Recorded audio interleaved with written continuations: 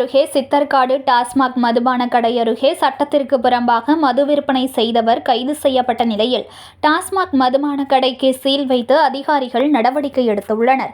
மயிலாடுதுறை மாவட்டம் மயிலாடுதுறை மதுவிலக்கு காவல்துறை டிஎஸ்பி சுந்தரேசன் மது கடத்தல், சட்டத்திற்கு புறம்பாக மது விற்பனை போன்ற நடவடிக்கைகளில் ஈடுபட்டவர்கள் மீது கடுமையான நடவடிக்கை எடுத்து வந்த நிலையில் மாவட்ட காவல்துறை வளைந்து நெளிந்து போக சொல்வதாக குற்றம் சாட்டியும் காவல்துறை மேல்மட்ட உயரதிகாரிகள் நெருக்கடி அளித்து தன்னை பழிவாங்குவதாகவும் டிஎஸ்பி சுந்தரேசன் பேட்டியளித்த நிலையில் ஒழுங்கீனமாக நடந்து கொண்டதாக சுந்தரேசன் கடந்த 20ஆம் தேதி பணி நீக்கம் செய்யப்பட்டார்.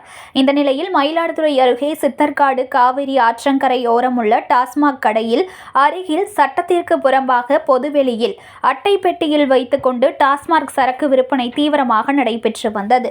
ஜிபே வசதியுடன் நடைபெற்று வரும் மது விற்பனை குறித்தான வீடியோ சமூக வலைதளங்களில் வைரலாக பரவியது.